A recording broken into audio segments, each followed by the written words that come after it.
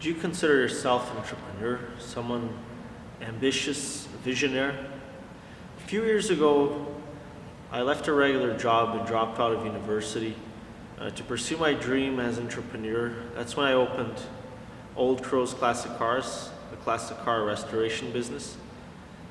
Now, a few years later, I used up all the money I had saved up over the years, down to the last dime, and purchased a property in cottage country, about half hour north of Belleville, Canada.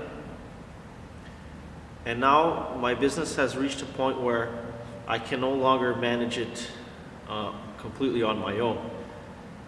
If you consider yourself an entrepreneur and you're looking for an adventure and an opportunity, I'm here to offer you not a teaching, not a course, not an online course. I'm here to offer you an actual opportunity through working with me and being part of my team and having a part of my company.